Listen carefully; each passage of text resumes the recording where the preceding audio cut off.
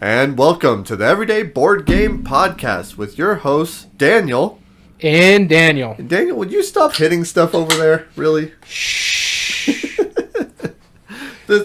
What a great start, to 2 years of doing this now. You think we'd be a little more professional than just randomly dropping things and opening soda cans during my introduction, sir? Hey, not a soda can. Keep me awake and stop me from strangling you can.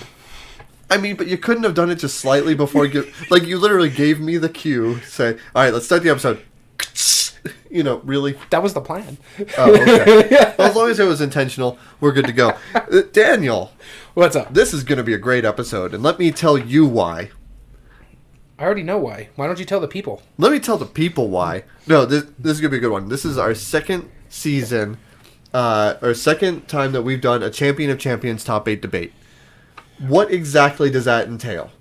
So what we do is we take the top 8 games who's either won, mostly won previous top 8 debates. Whoever's won the most gets the higher seed, and we just go from there. Whichever is highest ranked on Board Game Geek after that fact. If there's ties, that's the tiebreaker. We get our top 8 games, correlate them, put them in the bracket, and we find out which one is going to be ascending. What do we mean by ascending? By ascending, we mean that we will no longer be debating it over future top 8 debates.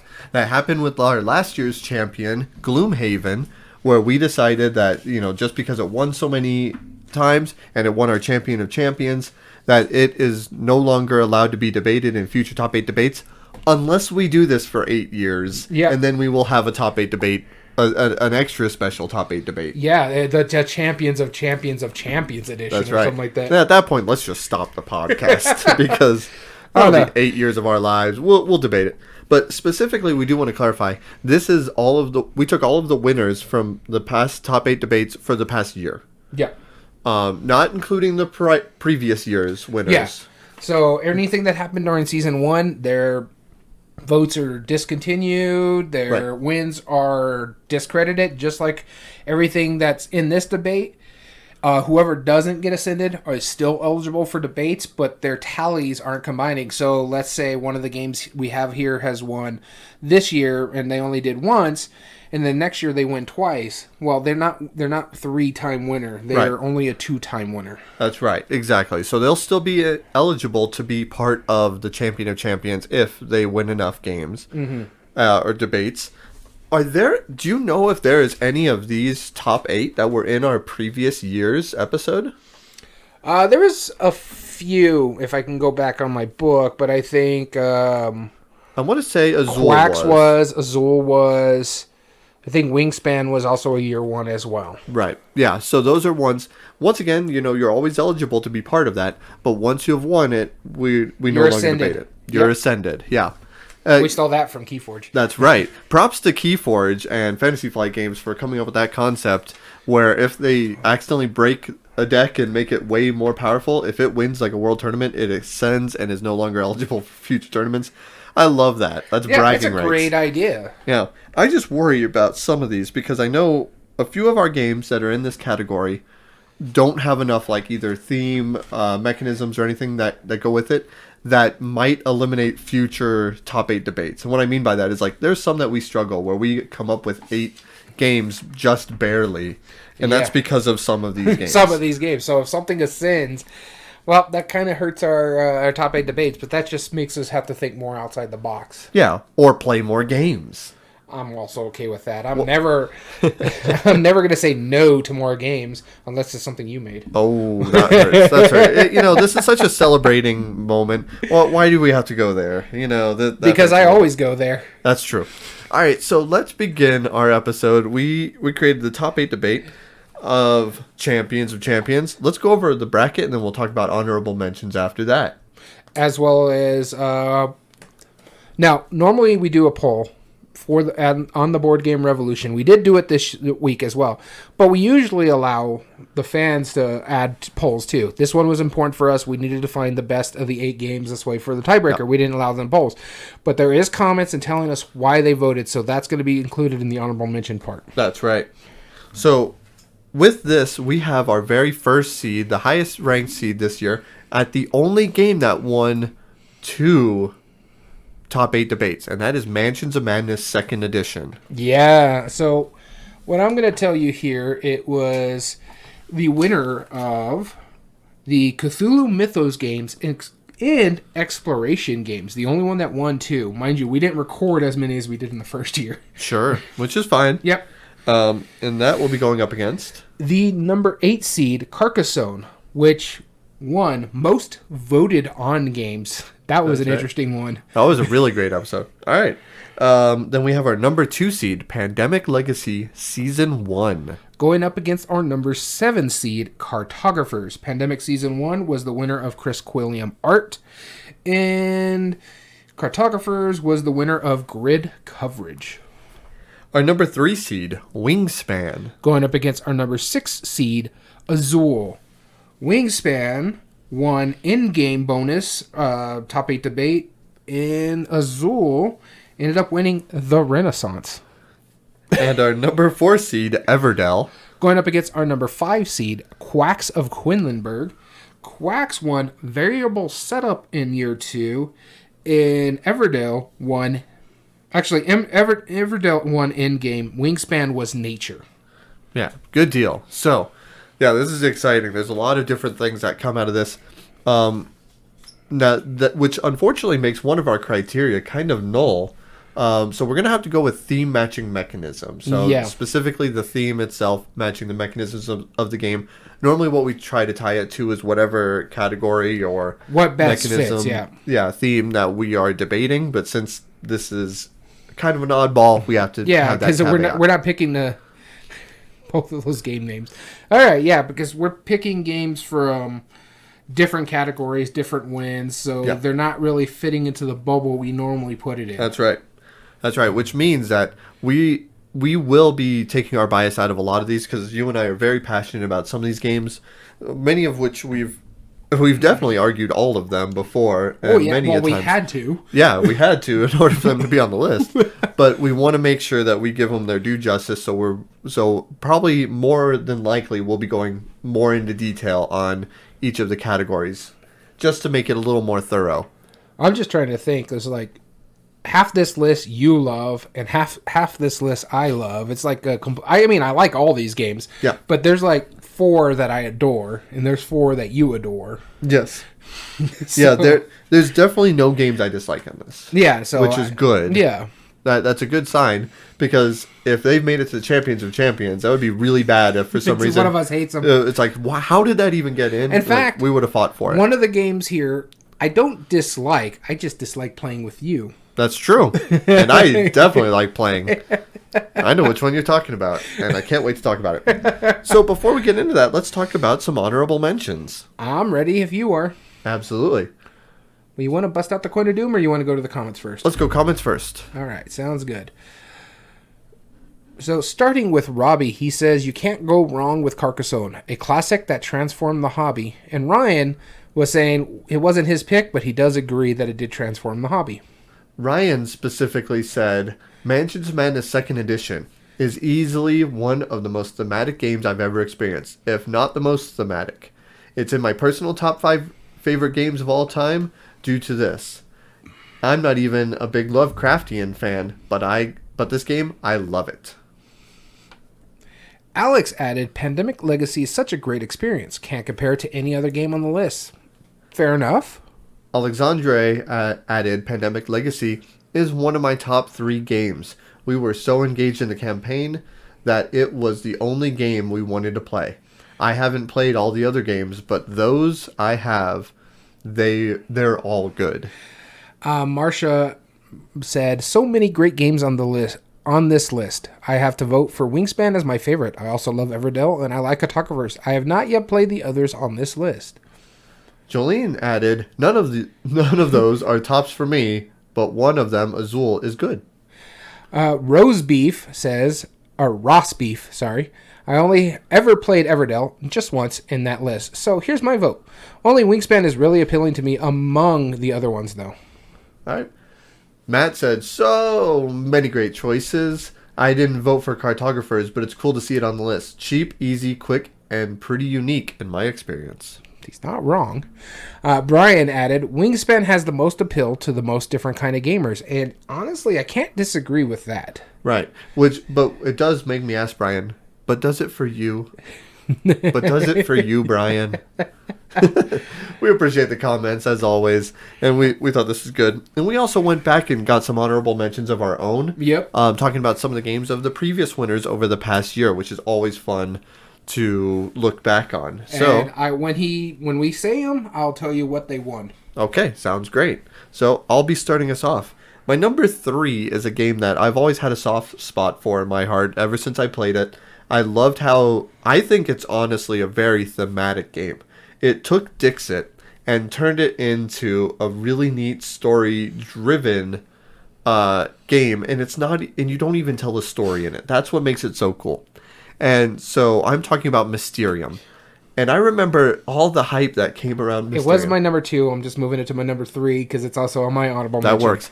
Now, I remember the hype of it. I remember hearing when it first came out in Poland that it was language independent, but they still had to translate the rules. And they demoed it at, I want to say, Gen Con or something like that. Yeah, it's either Gen Con or Essen. Yeah, and they had full seance booths that was darkened, candlelit, super thematic, and they were having people play this. I've never seen that much, production for one game, and I think it held up, personally. I get the argument about the second half of it, but I don't feel like that's that big of a deal. I love the cooperative nature of it. I love that everybody's working together. It's asymmetric co-op. It takes what Dixit would have been a good game if it wasn't terrible. And I feel almost every game that took a Dixit concept has made an improvement on that idea. I don't know. Dixit was not that bad of a game. I like the concept of it. It's not the greatest game especially... That's easily one of my least favorite Spiel winners. Well, yeah, there's no lacking for taste with you. No, I enjoy Dixit. I get what you're saying, though. But I do have to say Mysterium did improvement. Made Absolutely. It so much better. I have actually played the smaller version of Mysterium, Mysterium Park, which enhanced Mysterium as well. I really like Mysterium Park. It's actually, I feel, a little more difficult than Mysterium. Because with Mysterium, you get like a different wide range of photos or for like eliminating folks. Yeah. Whereas Mysterium Park, it's all based on the circus. So one thing you're thinking is pointing to this character also is in like 3 other cards on the table. It makes it really difficult. But I really do enjoy Mysterium. I agree with you. This is why I'm moving it to my number 3, because originally it was my number 2. It was one of the first ones I was like, okay, this is going on my list. Absolutely. Because I've played the mess out of this one. And I also like the fact the way they do the difficulty on this one, you can make it easier by allowing your ghost, I guess you would say, as many, or like the 3 ravens, they can use them, the 3 ravens the whole game. Whereas when you go harder, he's like, oh, you can't use it for this round, or you only get used 1 the entire game. Right. And so it has a great difficulty to it too, making it easier if you want to play with family, or making it harder if you're playing with like established gamers. Right. It's a phenomenal game. I love the art on this too. Like, if this was on the top 8 debate, it probably win art and production. Almost every. Yeah. I think so as well. I think it's a better production than Wingspan. I think it's a better, or has better art than pretty much everything else, including Everdell. Yeah. Dimensions of Madness. Yeah. I mean, it's because that's a game based on the art. It has to either. Yeah, it's either going to sink or swim. Yeah. Yes. But and it has to be obscure too, especially because what you're trying to figure out clues based on what you got, but it has to be obscure enough where it doesn't become too easy. It's phenomenal. I really think Mysterium they knocked it out of the park with this one. And I've played the updated or the other version, the Obscurio. Yep. I still prefer Mysterium.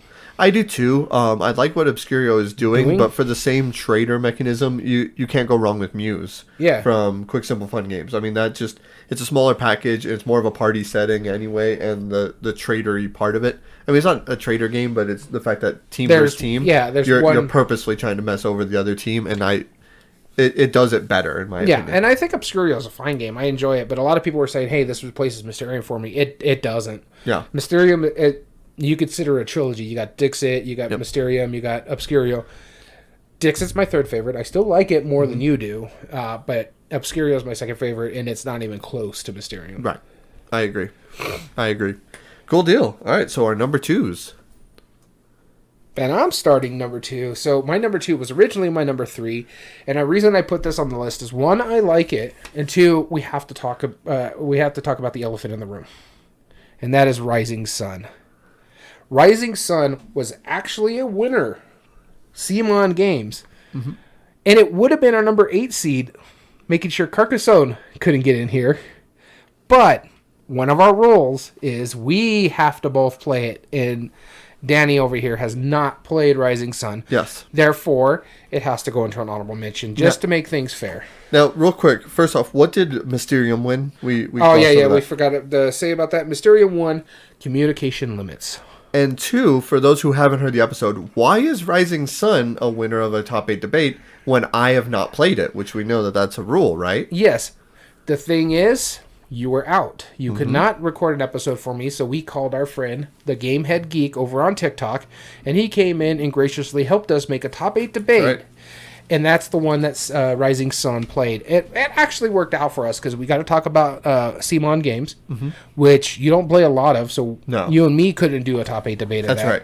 And so it's nice that Rising Sun won one of ours.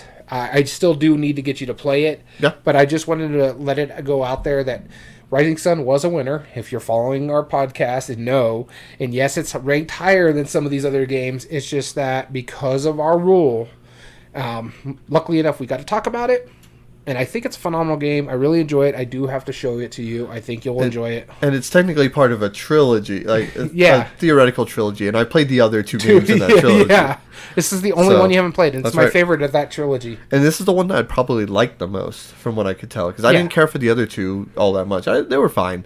But I do think this is the one I would like. Yeah, because I like the aspects of it where you're doing the tea ceremony and you can make alliances and you're picking your action selections, but it boils down to you dudes on a map.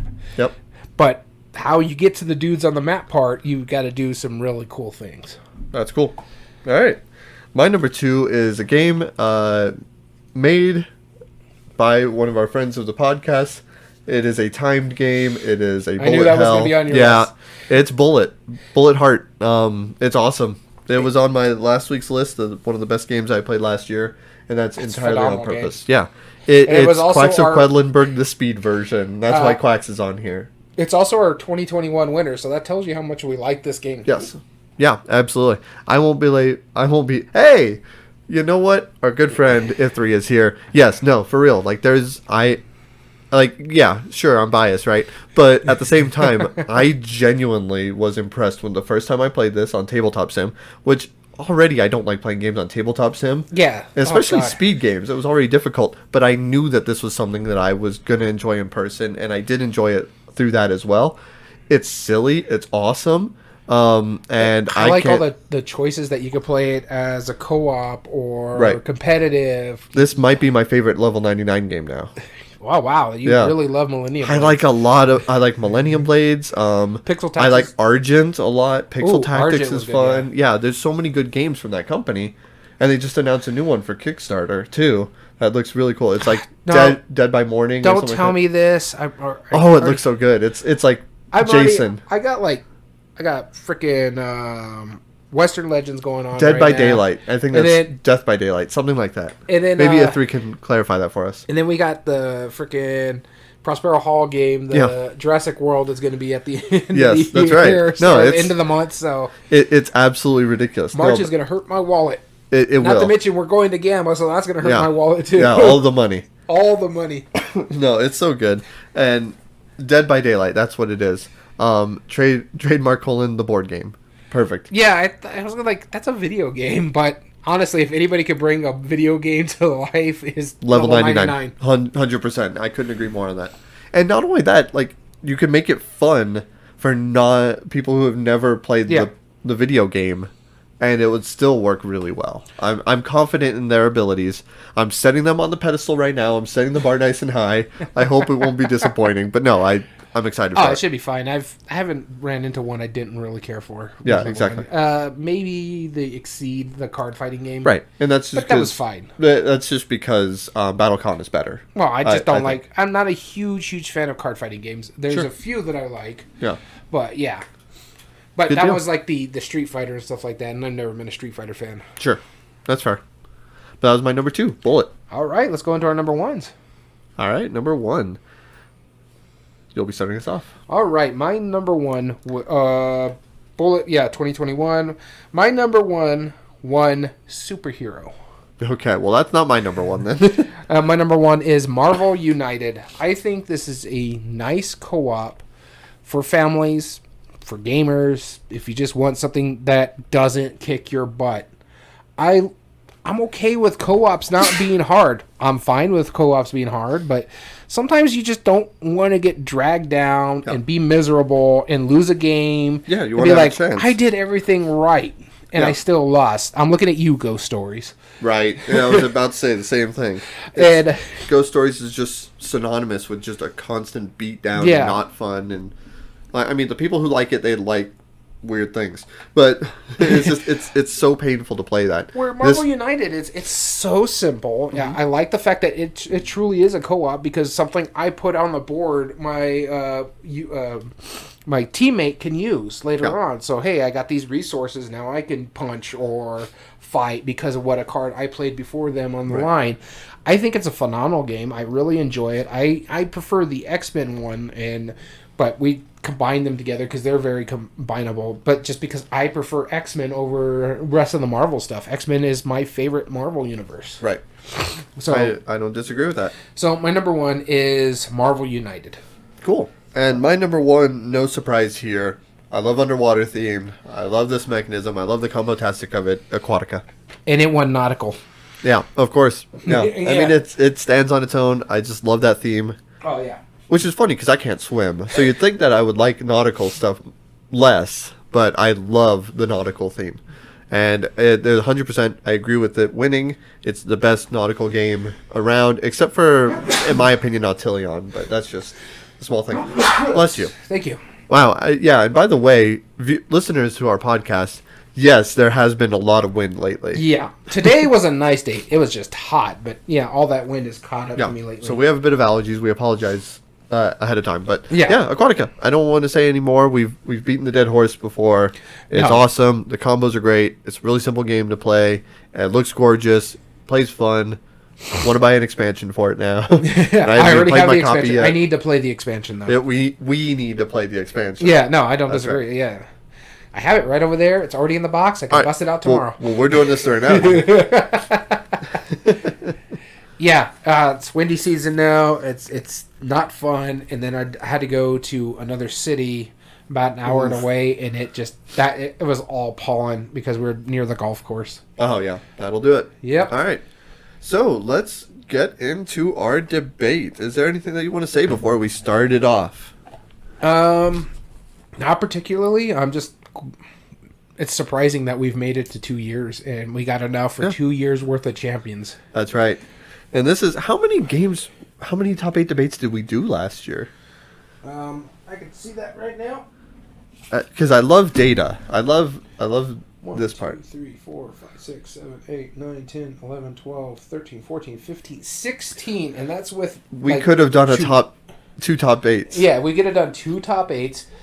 And that's with us taking a couple months off because of a death in my family. Right. Exactly. So, yeah, that's what's so interesting about it is we very well could... Oh, not to mention... The whole month of August and a little bit into September was our top 100, so that's true. A whole nother month. That's right. All right, well, let's get into it then. We're going to go with round number 1. Mansions of Madness 2nd Edition versus my personal favorite game, Carcassonne. And just remember, we try to take our bias out of this. We have criteria that we break down which game should move on. Yeah, that's right. And you get your personal favorite game.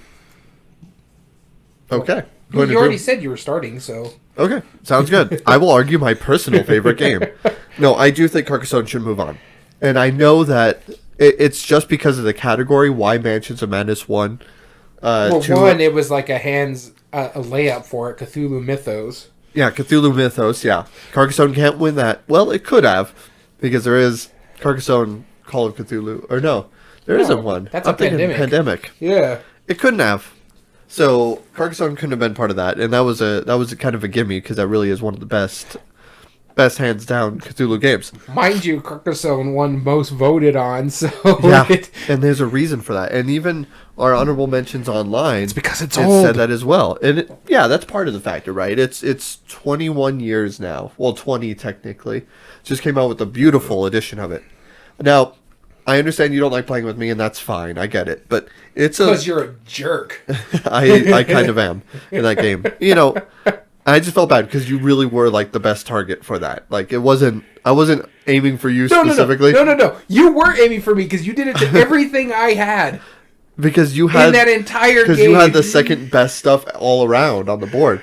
The other two players that we were playing with really weren't a threat. They honestly weren't. Like what they were doing, I hate to put them down like that because they're great players.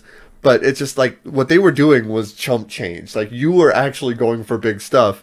And if I could throw my meeple on there, that says something.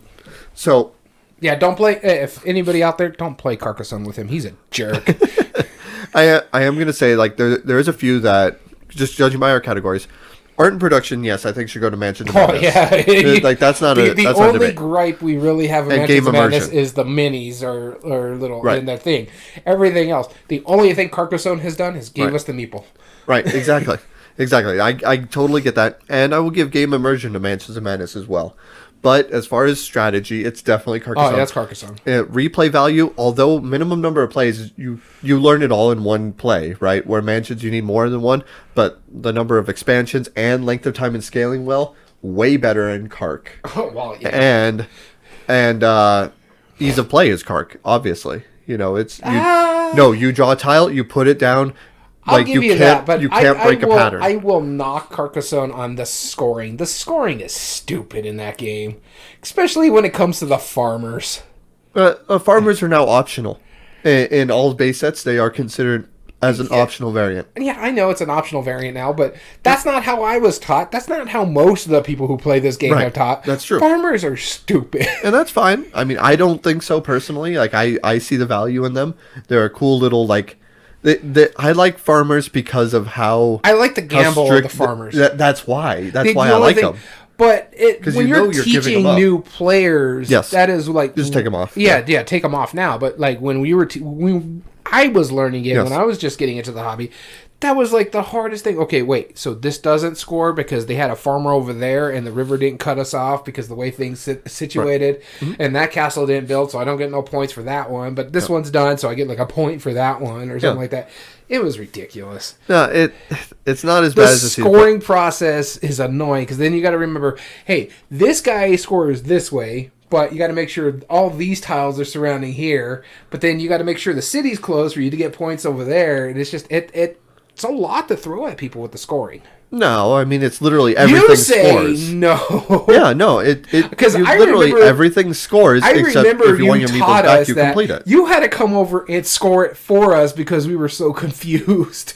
That sounds like a personal problem, Daniel. I mean, I'm sorry. You want me to bring my wife in here? Yes. Because she remembers that, and she doesn't play it anymore. Go ahead. No, I'm serious. Like, I get your gripe against the farmers, but if you play without the farmers, that's fine. Roads 1 point, cities 2 point. If they're not completed, they're 1 point. Done. Everything scores. It's fine. Yeah, it's not complicated. It throws a lot at you. No. I'd say Mansions of Madness is slightly easier just because the app drives it for you. Except for the puzzles. The puzzles can be difficult. Right, that's what I'm saying. That puts it above and beyond. Oh, yeah. But I would prefer to play Mansions of Madness over Carcassonne. I know you would prefer it. So let's hear your counter argument and if you think Mansions should move on. Now, you say expandability, and yes, Carcassonne has a crap ton of expansions. Yep. But Mansions of Madness is no slouch in the expansion department. It's not. I think it's got like 5 or 6 with it, and then not to mention the expansions you can actually buy in the app. Right. Carcassonne has 10 full-size expansions, I don't know 6 miniature expansions, and a lot of like 12 tile expansions. So No. Don't even try and make that argument. No, I was because it gonna can't say. expand as much. Yeah. Well, there's an infinite amount of expansions you could do in Mansions of Madness. That's not set in stone, though. We can't assume. We can assume one additional, as we've agreed on before. You've made that same argument before, so I'm throwing it on your ass. Okay, but see, here's the thing, though. With Carcassonne, if you want to do it that way, Carcassonne can be an expansion to itself. You could buy 2 copies if you like to play a longer game. That is absolutely a variant. A what now? A variant. No, about what? Is you could take 2 base sets of Carcassonne and just play a longer game. For those of who would want to do that? I want to play them with all the expansions, personally. Heck no. I'm looking forward to that day. Get like 7 people in. We get all the expansions, throw them all together. That'd be great. No, I won't be in there. Okay, I figured you wouldn't. You'd just be upset with me the whole time. I don't even. Your wife likes that game, and I don't think she would want to do that just because how long it would take. Yeah, it'd take a few hours. Yeah, probably. Yeah. Your wife is not one to stay for a few hours. I'm not saying it's realistically going to happen. I'm just saying I want to do it. All right, but I agree with you. Carcassonne should move on. I just think Mansions of Madness is the better game, personally. But taking my bias out of it, meaningful choice is Carcassonne, replay value is Carcassonne, and I will give you ease of play, though it's not as simple as you're making it out to be. And it's not as complicated as you are, either. So if we meet in the middle, it's still simpler because of the puzzles. All right, next round. Pandemic Legacy Season 1 versus Cartographers. This is an interesting bracket. That's right. This will be... I don't think we've had I already to debate... know who's winning ease of play on this one. Yeah. All right, you'll be starting us off. I get Pandemic Season 1. Well, I'm not giving it ease of play. I'll tell you that. Okay. Much. No, I will give you that. The minimum number of plays for the full experience, I think, on replay value... That's Pandemic Legacy. But Cartographers is going up there with expansion. Well, I mean, yeah, you can't right. Really it has no expansion. Pandemic. But length of time and scaling well. Ooh, that's a tough one. Meaningful choice, hands down, is Pandemic Season 1. There is so many choices that you have to make as a team to get everything in it. When we're talking about game immersion, that's Pandemic Season 1. Yeah, because you really get into it. It's like, oh my god, Tokyo's going to fall, or Osaka, or we got to get into Chennai, or else that's going to fall. Right. That sort of stuff is very, very good, very immersive. You really get into it. And honestly, art and production, I think, is Pandemic Season 1. Agreed. Just because some of the stuff that they have in it... that I don't want to talk about. Mind you, it's old now. We could talk about spoilers, but I don't want to because I don't want to ruin that experience for other people. That's right.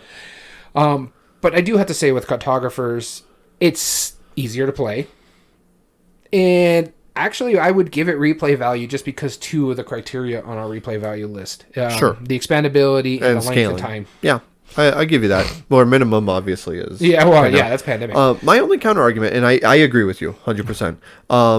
My only counter argument to ease of play is that if you have not played Cartographers before, a lot of the monsters and a lot of the things that you have to learn throughout that first play is really kind of like out of nowhere. Like it's not easy like when you place the monsters like at the beginning, right? But the only thing that you have no idea what you're doing the first time you ever play it. Pandemic Season 1 is so easy to play is just for the simple fact that people have played Pandemic before. Right. If someone who's never played Pandemic starts that up, it takes a little bit for them to figure out how everything goes. Yeah. And that's not to say you got your tabletop I just feel quarterbacks. like the very first time I've ever played Cartographers, it was a lot of the stuff was incredibly arbitrary just because it warrants that first play. That's why I would give it like a minimum of 2 plays to get the understanding of it. Honestly, but if you got not a chance to do it, I always say do the solo version of Cartographers just so you can understand how everything works because it teaches you the game as you're doing it. Cool. Put this out there. Yeah, you're going to probably score negative points because it has a little twist on the rolls where you're taking like the card points and subtracting your point total from it and so forth. But honestly, that's how I learned to play it. And that's why I'm like, okay, I get why this is doing that. And I also like the fact that in the base game, you don't have to build off of something you've already built. Yeah. I think a lot of games like to do that and don't let people bridge out and do what they want to do. So, like, hey, I'm going to put my villages over here because I know this is where they're going to score if I build them over here next to mountains. Mm-hmm. But I know forests score better if I don't touch villages on them. Let me build them on the other side of the map. I can do that. Now, they do have an expansion that requires you to build off something you've already built. Right. But it actually makes sense thematically because it's on it's called like the Underhollow or something like that. So you're building in a cave system. Right. So I like that change, but honestly, Pandemic Season 1 must go on. I agree. And I'll make the counter argument for cartographers. It's a cool theme. I like it. It's fun. It's a fine game. But yeah, I mean, I can't. You know, I'm putting my bias into this part of it, but there is a reason Pandemic Legacy Season 1 almost unseated Kark as my favorite game of all time. Because that experience was uncomparable to anything else I've ever had. Yeah, I get you that. It's funny. You say it's a great experience for you. Yeah. My wife refused to play Season 2. I had to go with another buddy who actually beat Season 1 with me. We talked about him, Gamehead Geek. Mm-hmm. Him and me are playing a 2-player version of Season 2 just because both of us want to finish the story because our other mutual friend who was playing with it, he doesn't want to play it anymore either. He's just like, it was the same. It's mainly because it's repetitive. Okay. You play the same game over and over again. It has a great story to it, but when it comes down to it, it doesn't really change a lot for Pandemic itself. Now, Season 2 has changed a lot, and I've explained that to them a little bit, and they're like, no, we're good. I've played a lot of Pandemic. They don't want to talk about it. They don't want to play it, especially now that we're living through it. It's not helping matters either. That's a factor. But yeah, they were just like, no, it's fine. I'm glad you guys are enjoying it, but no, it's not for us. And this is my wife loves campaign games. We're in Gloomhaven right now. I'm playing Charterstone with that other friend as well as we did like the Scooby-Doo stuff. I think we just started another one. I can't think of what it... Oh, the Initiative. I'm playing the Initiative with them. Yeah. By the way, you really need to dig into your Initiative. I do. I know. We're already going into the 12th game. And oh my god, this is surprising me more and more each time I'm playing it. Yeah. It is wow. Okay. I mean, a little tangent, but it just made me think of it. So and you were lecturing me on my tangents now. I could see, but after playing those, I could see why they don't like playing Season 1 because the campaigns have changed drastically from that one. Yeah, and my wife, which is funny because my wife doesn't generally like playing games. She very much was excited about the new seasons of Pandemic. Like, she doesn't get excited about games at all. Yeah. And although she just recently agreed that at some point in the future she'll play Trails with me, so that's good. She has not given me... She said explicitly, at some point in the future, at her choosing, that was the game she decided to play. So, I don't know what that means, but she has agreed to it. So, there's that, sense of hope there. Alright, so that means Pandemic Legacy Season 1 is moving on. No, I agree. Our next seed, number 3, Wingspan, versus our number 6, Azul. Now, this is going to be tough. This is going to be very tough. I mean, I know which categories I think move on for it, but that's just me. So let's see who's going to argue. You're going to be arguing the first one. I'm going to get freaking Azul. You watch. Probably. I know how much you like Wingspan. This is a hard one. Well, Wingspan's my number 3 game of all time. It's so good I you get can't Azul. remember. Yep. Okay. All right, so ease of play, hands down, is Azul. Yep. Take some tiles. And put down some tiles. It puts up a fight in art and production. Yes. I have some complaints. Okay. They had to come out with a whole expansion with overlays to make sure things don't spill out. So, and it's a whole expansion. No, it adds modular boards too. It's not it just does, that. But it's an expansion. Sure. For stuff. So yeah, it's crazy. I don't see it as big of a deal as you say it is. I think the boards work fine for what they do. But I understand why they made it. I don't know. I say, but it's not going to beat Wingspan when it comes to art production. The art is way better in Wingspan. See, I know this is subjective, and I do like the art in Wingspan. Don't get me wrong, I really do. I just really, Okay. I've always Okay. really liked I that have a question style for of you. Azul. Yeah. Have they made an Azul art book? Because they made a Wingspan art book. There's not enough art in Azul. It's just Exactly. no, but they've made buildings out of it. So like that, it's based off of An actual structure. existing Yes. building. And one that was so notable, they decided to use those tiles as an influence then- to the game. Well, that's not saying anything because they made like 6 Azuls based off of buildings. They made 4, yes. And each of those are amazing architecture, which is why they've been inspired. I'm not. We'll break it down more in a bit, but I can't just wholeheartedly give it away yet. Yeah, no. But the only thing is, I'm arguing for Azul. I know I should be arguing for Azul. The only one I really can give it is ease of play. It's so simple. I love the drafting mechanism in it. It makes some good choices, but there's a lot more stuff going on in Wingspan because you have to play smart to get your engine going. And you have to argue Wingspan. I know. So. I'm not giving you a look. And the thing is, when we talk about game immersion too, Azul, it's No, I know. I'll give you that. Game immersion, I'll give you Wingspan. As little theme as Wingspan really does have, I'll give you that. Wingspan has more theme than Azul. I give you that. Because I do not argue that fact. I'm only going to put 1 tile here for I score there. Whereas I'm putting 5 tiles here for I can score here. I will make my counter argument in a bit. Go ahead. But yeah, so I want to argue for Azul. I think it's a great game, but I think Wingspan is the better game. Okay. I won't say which And one I'm should move on yet. Basing this off the fact that I can get my wife to play Wingspan, she won't touch Azul. Okay. Well, that's bias. But no, Hey. that's fine. That's fine. That's fine. That's fine. She definitely prefers more thematic games, and I appreciate that fact. My wife doesn't care about theme, and she will gladly play Azul over. She would never touch Wingspan. Well, She yeah, really because wouldn't. Azul's faster and she can get away from you quicker. That's probably not wrong. So here's the thing. So I'm going to argue for Wingspan.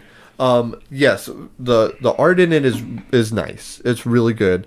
There is a lot going on. It for people who like the engine building part of it and like, having just such an expansive ability. It's almost a sandbox game in a way. It really is because you can do the engine building as you were Yes. saying.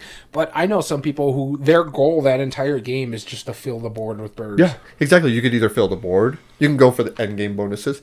You have a lot of different outlets to potentially win. And that's a very satisfying thing. And so talking about game immersion, yes, it does fit the theme better. But here's the thing. In the theme of Wingspan is your bird watching, right? Mm-hmm. Where you're looking at pictures of birds. Okay, so that's pretty thematic. I mean, you're literally watching birds. I mean, even though you're not like watching real birds, but you're watching birds, right? Azul, the theme is you're laying tile. And you are literally laying tile. Like, literally. Yeah. Other than the grout, that's exactly the theme. The mechanism matches exactly that. Really? Because, again, I'm going back to I'm laying down 5 tile to only score 1. Yes. Whereas you're watching a bird and suddenly get a benefit of getting more eggs because you're staring at a bird. Now, I know we can argue semantics, but no, I do think game immersion goes to Wingspan. I'm just saying, you're literally laying tiles. But, memorable moments, sure, Wingspan, player interaction, yeah. I mean, Yeah, I've been cursed out because I took the little penguin away from someone. Absolutely. No, that makes sense. And then, of course, any of the birds that have the slightly suggestive name, everyone giggles because we're all immature. We're adults playing with toys, exactly. It's fine.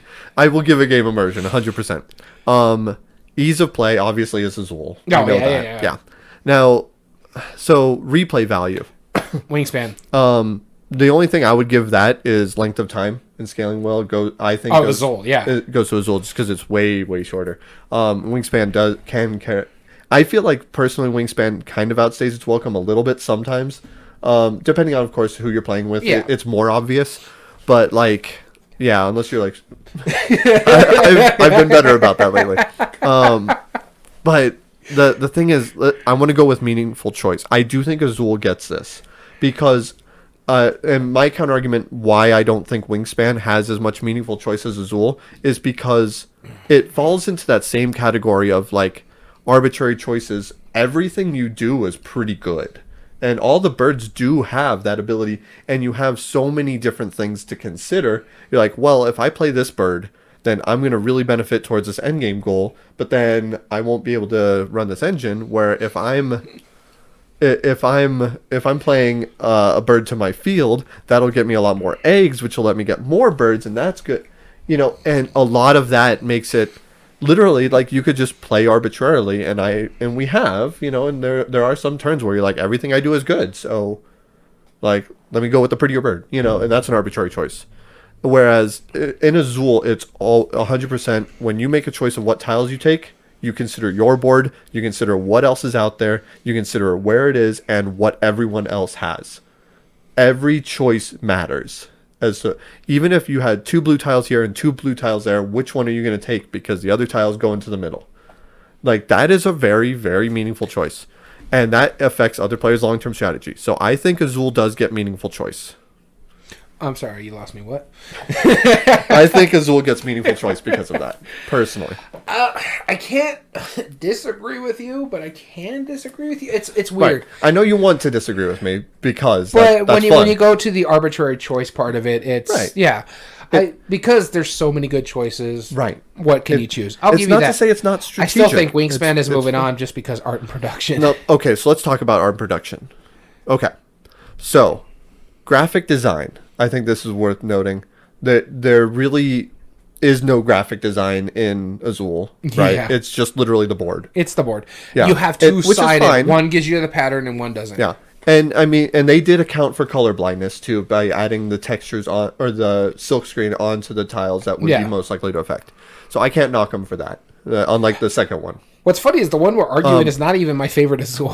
That's right. No, exactly. It is just about one of mine, but here's the thing. Art. Let's call that a wash because you and I both I like the art in Wingspan. I love the art in Azul. You like the art in Azul, but you love the art in Wingspan. Let's call it a wash. Honestly, I like the art in Azul, but I prefer the art in the Summer Pavilion. And I prefer, I get that. I actually prefer the original Azul the best. Honestly, I really like the stuff for the newest one. Oh yeah, the hexagonal ones. The garden, yeah. Yeah, the Queen's one. So let's call art a wash, Fine. just in all fairness. Pieces and components. This is interesting because Azul, I mean, the tiles are really good quality tiles. They're fine for what they do. The board is really clear as to what it does. It's a fine. little flimsy. Oh no, it's hard cardboard. It's hard cardboard. It's fine for what it is. All the boards are hard cardboard. Now you have to get into Summer Pavilion that has the mats. Yeah. Okay. The original Azul had all cardboard, and so I prefer the Azul playmats. I played with the Yeah. Azul playmats. They're better. Exactly. Yeah, absolutely. And so Azul has good components. Now, a piece of components, I both like and dislike the eggs. I like them because they're cool pieces. They're great. I hate the fact that they're different colors because that alludes like that's a reason they did that. And I feel like in a future expansion they'll eventually allude to it. They even have like the speckled ones because they're different colors because birds lay different colored Right, eggs. I get it. But like when I see different colored pieces, I assume that there's a reason. That's on you. But that makes sense. No, that's an assumption on you. If you have different colored tiles in Azul, they're just eggs because the different birds lay different colored eggs. I get it. But correct me if I'm wrong, don't you have to dismantle partially the bird feeder? Yeah, it's not that hard. No, it's not hard. It's not difficult. It's not like completely just for it to fit in the box. That's fine. Right, but you don't the fact that you do have to dismantle it that's a pet peeve of mine. I think it's an awesome piece. Like it's really cool. It's a great dice tower. Just because it's got to be dismantled. Most dice towers can be dismantled and should. Yes, way they don't take a lot of room. It's not necessary. No, it's another added step to setup. It's silly. And it's not a hard setup. I'm not saying it's hard. I'm not. I never once said it was difficult. I'm just saying you're making mounds out of molehills for something just where you could try to get Azul to move on. No, I'm not trying to get Azul to move on. I'm trying to take my bias out of it. Your bias about a I'm dice just saying tower. pros and cons of it. I don't like taking apart pieces to fit in a box. You're arguing about a dice tower, and honestly, it's just 2 pieces. All you got to do is boom, and it's done. No, it's fine. Those dice towers are built like that, or other ones will fold, but they couldn't do it for this. Right. I don't disagree with you. I'm just saying I don't personally like that. Then, again, you just said you're taking your bias out of it, and then you say personally don't like it. That means you're putting your bias in it. Right. I don't personally like it. I'm just saying it. I'm not saying that disqualifies it. I'm just saying that if I had like 2 sentences ago, you're like, I'm taking the bias out of it, and then say... Yes. Yeah, no, I know what I'm saying. I'm not disagreeing with you. We're arguing the same thing in a different way. What I'm saying, though, is that as I can't knock anything in Wingspan as far as components go. If I were to say anything negative, it would be because you have to take apart the bird feeder. And that would go with me with the Zool and the fact that their expansion had to give you an overlay. Yeah. An overlay. Right, exactly. We're picking at arguments. You know, it's a minor thing or picking at leaves. Is that the term? You know what I'm saying? You're making mountains out of molehills. That's what it is. Right, exactly. So, with that being said, I do think because of that, art and production goes to Wingspan, and Wingspan would move on. Just barely. I'll give you just barely. I think Azul is a fine game. It's just not my favorite in the trilogy, I'll tell you that much. In fact, I think I might, if it depends on how the 4th one plays. Right. But I think I'm really going to like the 4th one too, because it looks very interesting about building the gardens. Exactly. And we've been, unfortunately, ignoring our viewers real quick, who's added some comments. Dice Chuck, great seeing you as always. Almost bought Azul several times. Looks like the game I'd like. Problem is, my players are co-op junkie. That's fair. Yeah. I get why they don't like abstracts. I don't know what it is about Azul specifically that a lot of people who don't like abstracts still like Azul. There's quite a few people that tend to like it. I'm not a huge abstract fan. Right. I like Azul. Again, and I mentioned this a couple times, but out of the 3, I'd play this one second over Summer Pavilion. Sure. Or Summer Pavilion's the only one I play over all the other Azuls, just because I like how more thinky that one is. Yeah. What I would honestly suggest you, Dice Chuck, is have your friends meet you at a game cafe if you have one near you, and if not, a game library that you could borrow it from, and have them try it. I think they'll actually be more surprised than you think. And most people who I show it to, it's kind of one of those like instant like gateway kind of style games. I've had a lot of people fall in love with Azul and gaming because of Azul alone. And my wife hates that game. Yep. It's really definitely the rarity that we see people hate it at the shop. I think it's because she doesn't like the fact that you can figure out the pattern very easily, and she likes to think. Well, she's a freaking savant when it comes to that. Yeah, but I'm saying it just doesn't hit her. She would be probably amazing at bridge. Oh yeah, she'd probably kill us. Yeah, like absolutely. Like if you and me were partners in bridge, we'd be destroyed, and she would have. Stacey. We would have to play 4 players, and she would be on a team by herself, and just not play with a 3rd player, and have that disadvantage, and still probably beat us. Okay. Oh yeah. Then hate the game because of it. Like, yeah, I get that, but I know plenty of people. Actually, Azul is one of the few games where, in one sitting, we technically played it 3 times in a row.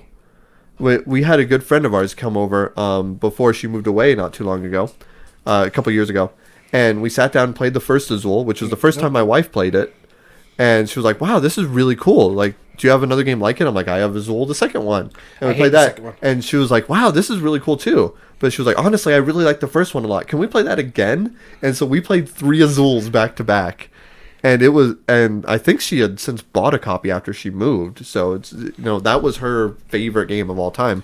And my wife actually ended up falling in love with it on that same day. So there you go. I really dislike the second one. I know. Why are you giving me start? I know it's supposed to be stained glass, but come on, be nice here. If you're gonna at least put the sigils into it, at least differentiate them. Don't just put it like, oh, here's a little steam imprint on this. This way you can try to see it. If the light's low, you're screwed. Yeah. I know. I know. It's a fine game. I like it. It's just because of that. Because of those colors. Pieces, yeah.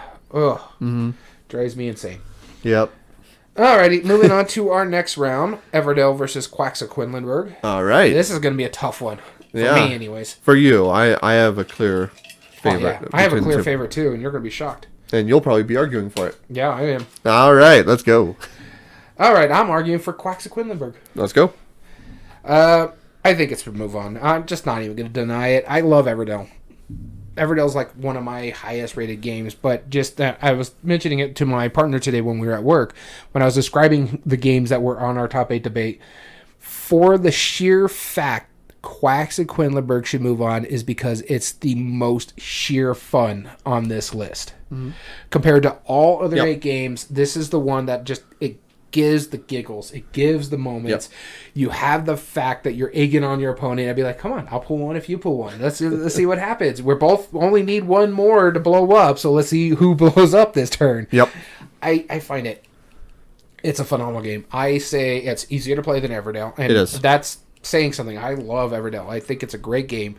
But it's not a welcoming game. Nope. I know some people are saying, like, I'll show people Everdell, I'm like, who are new to gaming, and I'll be like, why? Yeah, no. I'm someone who's been in the gaming for several years. Mm-hmm. I have a board gaming podcast. I would not show it to someone who's new into gaming. No. I wouldn't show it to someone for their second step into gaming. Right. I would show it to them after they've established what they like and how they do it. Oh, you like engine builders, like gizmos. Okay. Oh, I strongly feel that if you showed somebody Everdell as their first game, they would not play games after that. So for me, if someone says, hey, I like worker placement games, these are the games I've played. Oh, hey, I also like engine buildings. I like gizmos and stuff like that. Okay, let me try you on this and see how you take it. Mm-hmm. Because you've established you like these type of games. You have to build those base mechanisms first. I would not show them this as their first game or one of their first few games. Or I might show them Quacks of Quedlinburg. Oh, exactly. Quacks of Quedlinburg is you want to have some fun? Yeah. You want to have some shenanigans? Let's play Quacks. Let's see how that goes. So, going based on our criteria alone, Quacks wins ease of play. Yes. I will say Everdell probably would get meaningful choice. There is a lot of choices you have to make in the game. But expandability, replay value, the length of time and scaling well, I give to Quacks. But yes. Everything else, everybody's simultaneous. Yeah. Everything else, I would say it goes to Everdell just because it has more expansions and to get through all the cards and stuff like that you have to do. Okay. I'll give you that. But when it comes to game immersion, it's Quacks. Well, now, hold on. Minimum number of plays for full experience. I know there are a lot of cards, but every single, each one of the things for Quacks of Quedlinburg, each one of the ingredients has 4 different sides to choose from in the base box alone. That is a lot of being able to play. Even if you play with everything, each different side, that's a minimum 4 plays. I've played Everdell at least 5 times. I still haven't seen everything in that game, just in the base game alone. Because of the variable setup on, like, the cards that give you goals, or the new worker placement parts based on those cards. I haven't seen all of them in that game. I know there's a couple that I have not seen. As well as the character cards that are in that game as well. I haven't seen almost every one. I think there's only 2 that I haven't seen in my entire game. How many are there? There's quite a bit. I can't think of them off the top of my head. I have it over there. But is it just that you haven't seen them, or mathematically it's impossible to see them with how many times you played it? Like if there's 12 and you've only played it 10 times, and you take 2... You can only get 10 of them. That's what I'm wondering. I don't know if it's mathematically. I just think it's the rule of the shuffle. But I mean, the stack is like this big, so there's only very few that are of the same. There's only, I think, there's only 1 queen. There's only 1 king. There's only 1 palace. Oh, you mean of the cards? Of the cards. Yeah, but like you and me went through like a third of them in a 2-player game. No, we didn't. We went through a lot. We went through a lot. We didn't go through a third of them. The only time I went through a third of them was when I played a 4-player game. Yeah, that means 3 plays for 4 players.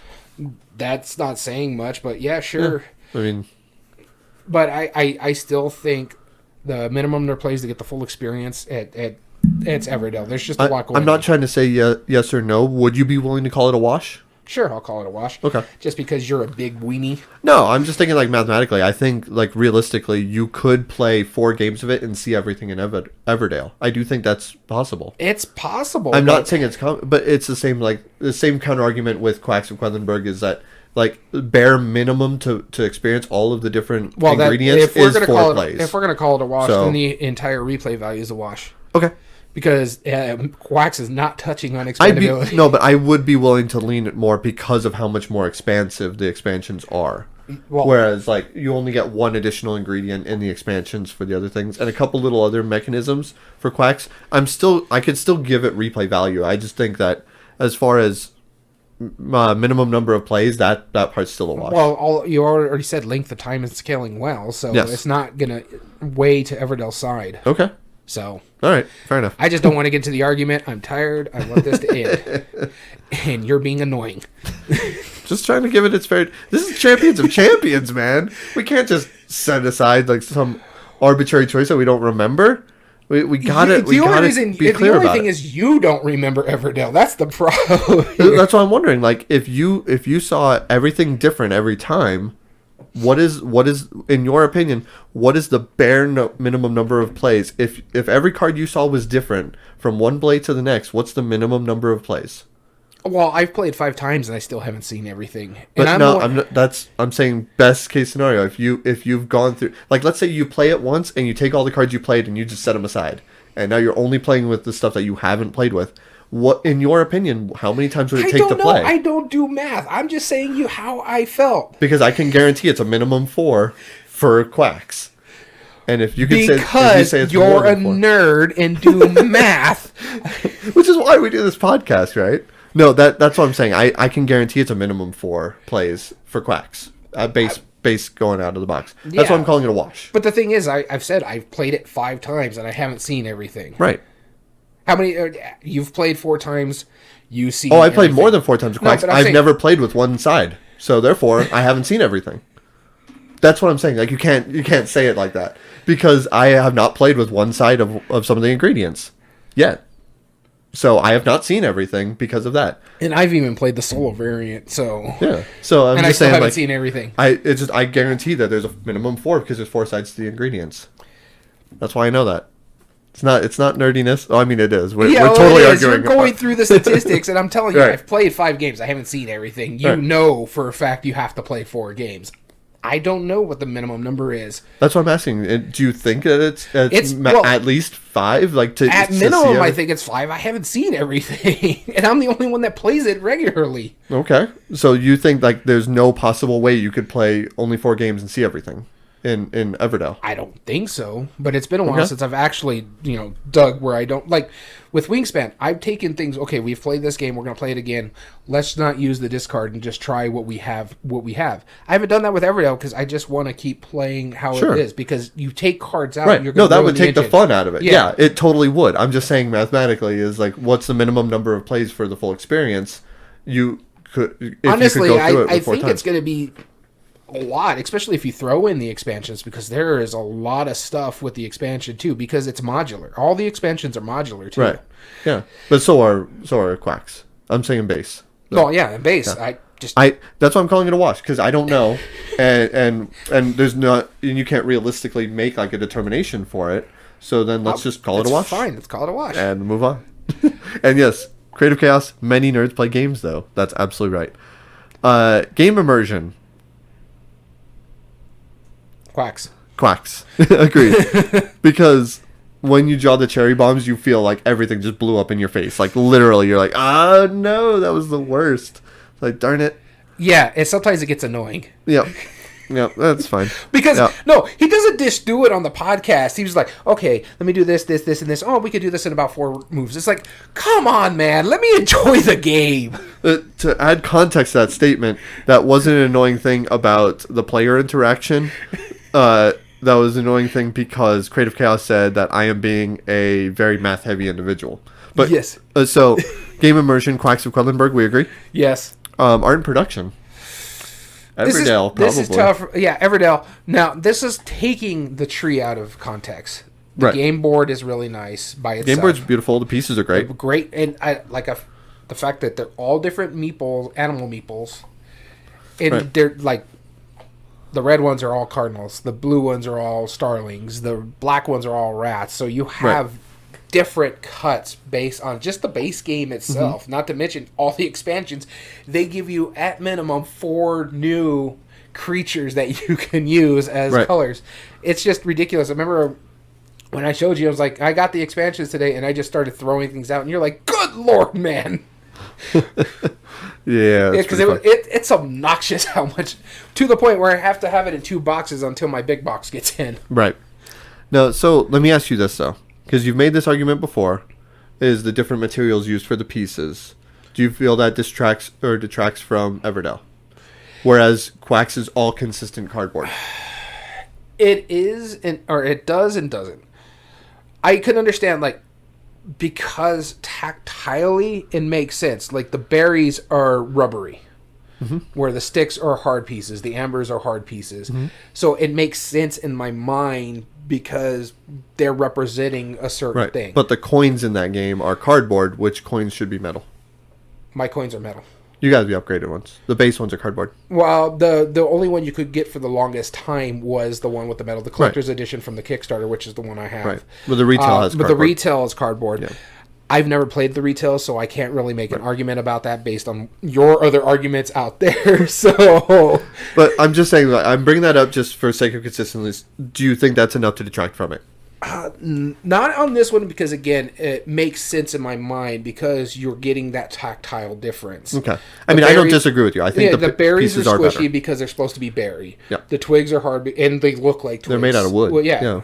Yeah. So yeah, they have to be that way. Right. The amber feels like amber because it's made out of like the It's plastic. like a plastic gemstone. So if you felt a smooth piece of amber, it's what it's supposed to feel that. Whereas Quacks, I don't have a problem with it. I understand why people are upgrading it because of the cardboard, because of playthroughs and stuff like that. They do the oils of your skins and stuff like that can mess them up. I've seen some copies where they're won't faded. affect the gameplay at all. No, it won't affect the gameplay. Right. But I've seen where people honestly, I want my game to be as pristine as possible where I can get multiple playthroughs. And I'm saying that as a proud owner of the Geek Up bits, which I think are phenomenal for that but game. if your because that's oils tactically are really great. rubbing out the pictures of like one of the cherry bombs, they're two-sided, but it's going to be something that annoys people, especially someone like my wife who if something doesn't look like it's supposed to, it's just going to drive their... Well, I mean, that's why Azul is so satisfying. Reaching in that bag of like the plastic tiles, it feels really good. It's a good feeling. Okay. And when you're reloading the thing, it's the same idea when you're pulling the plastic bits from Quacks. Yeah. The Geek Up bits, that's why those are so No, it's popular. very satisfying. Well, it's not just that, because people are putting their Quack stuff into like coin cases too, just to protect the cardboard. Because just multiple plays, things are going to start I fraying. wonder if that's... I see, and this is how I feel about it. I don't think that's more to protect the cardboard. I think it's just more to give it more of a clunk and a tactile benefit from pulling it out. That's why I did it. Well, have you been paying attention to any of the board game forums? Absolutely, sure. People are talking about like things are getting frayed, and a lot of people want to keep their stuff as pristine as possible. Sure. That's why people sleeve their cards. Yeah. And so everything I read about it wasn't for the fact that they want the tactile, the clinking and stuff like that. They just we want to protect these because they're starting to wear and tear. Okay. Yeah. I mean, I personally, I didn't. I bought it just because... Personally, right? No, but I mean, you're going by the opinions of others. I mean, but the thing is, like, I bought it because it's more tactile. I'm going by the consensus of others. We should add this to the poll. Let's do that. Like plastic bits or cardboard, just fine. All right. No, let's break pieces this of down. Components. Ease of play. Quacks. Replay value. Wash. Meaningful choice. Everdell. Game immersion. Quacks. Art production. Everdell. Okay. Oh, wow. Everdell's moving on. I did not expect that. No, it's 2-2. Yeah, 2-2 with a wash. Everdell's moving on. Yep, that's fine. Oh, man. This is good. The first bracket is all you. The second bracket is all me. Yes, it is. That's right. The pretty games versus the boring games. Oh, goodness. That's true. All right. So that means that our next bracket... well, before we do that, I'm sorry. Let's go in. Let's tell people how many votes that each of our eliminated 4 games got. And also, what categories did they win? I already went through the categories, but I'll do it again. Let me just grab the board I need. There we go. All right. So our first elimination was our number 1 seed, Mansions of Madness, which won Cthulhu Mythos and Exploration. And it had... Let me just do a quick refresh on this real quick, just where we can get the right numbers. It had 19 votes, so it was up there. It's our number 1, 2, 3, 4th vote getter. That follows up with our number 7 seed Cartographers being eliminated, and it had 4 votes. Our fewest vote getter. Yeah. Well, I mean, I'm not... It's okay. I'm hurting a little bit looking at the poll too. So no, but see, I don't mind the Cartographers because it's popular, but it's not popular like you would expect. Right. It's like a cult following, if anything. Right. Moving on, the next one eliminated was our number 6 seed Azul. It was at 13 votes. It was towards the bottom. It was 6. Hey, 6. It was our number 6 seed, so hey, it fits. That works. Hey, moving on. Quacks of Quedlinburg, the most recently eliminated, was our number 5 seed, and it was actually our 5th best vote getter at 17. All right, there we go. So, other than one game, we're actually going with how the people voted. That's right. Yeah, other than one. So we'll see how that works out in our next round. So, with that being said, our first round of the semifinals... Yeah, semifinals is Pandemic Legacy Season 1 versus Carcassonne. 2 of my favorite games of all time. Yeah. So, I will feel... I will even... I'm offering you something. A little change of pace for our champions. Let's talk about this for a minute. How about we each just, explain our internal conflict as we are internally debating it? I'll take the first one, you take Everdell and Wingspan, and we'll just go with it. I feel like it would be entertaining for the people. It would be entertaining, but it's breaking our rules, and therefore... All right. I mean, that's going to be a lot of internal conflict. I'll start us off. Pandemic Season 1. Okay. So, I do think Carcassonne is a better game, myself. I do think Pandemic should move on as well. Because, just going by the categories, ease of play, Carcassonne, obviously. But the art and production... Close, but sure. Huh? Close, but not... It's not Carcassonne's not difficult. It's obvious. It's literally a jigsaw piece. You can only put green against green. You can only put city against city and roads against roads. You pick a tile and you put it down. There's not... It doesn't get simpler than that. Sure, scoring, fine, whatever. It ain't simpler than Pandemic. Not even by a long shot. Yeah, it's not simpler than Pandemic. Not even by a long shot. Yeah, no, Pandemic is simpler. Ease of play. No. Think about what you just said. Okay. I'm fighting the internal conflict right now. Don't throw me off. You know what I mean? Do as I do, not as I say. That's such a parent answer. Yeah, you really are. So, Carcassonne is easier, hands down. But Pandemic definitely has the game immersion beyond Carcassonne. Oh. I mean, I even like the historical meaning behind Carcassonne. I do. I think it's funny. It's not that thematic. No, it's not thematic. It's not a thematic game. I just like the Star Wars one is more thematic. Oh no, it's not. Anything you roll dice for combat is just a no. No, I mean like I like the concept of what Carcassone did as a city. The Star Wars Carcassonne is more thematic than Carcassonne the fact that how many times have they reskinned it? No, it was literally like the history of Carcassonne, the French city, because I like the game so much I actually looked into the history. It's literally like villages were just making their own walls, not sure what everyone else was doing, more or less. It's just, that's funny. That's a weird little patch of history that's entertaining. But okay, game immersion, back to my thoughts. Pandemic Legacy hands down has game immersion. It definitely has more meaningful choice. Because there is no random in Pandemic other than the card shuffle, and that's the exact same as the tile being shuffled. And art and production on Pandemic Legacy, because of the legacy aspect of it, because it set the standard, the production was great, the pieces are also really good, and I like the art on Pandemic better. And replay value goes to Pandemic. That's why I'm saying it's almost it's almost a wash.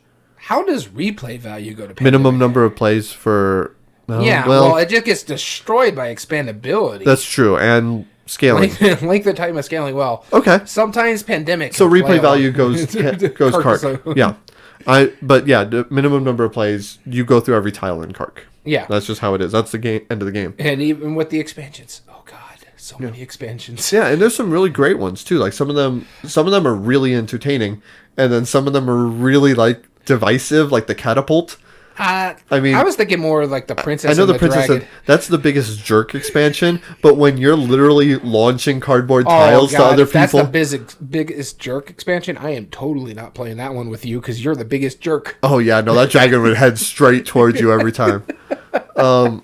We'd have to buy one of those giant minis from like D&D, like just set it on the tile. It'll cover like 6 tiles. Oh, what is it? What is that big one? The Echelon? Yeah. We just set it right there in the middle of the field. It's like it's covering 3 farms.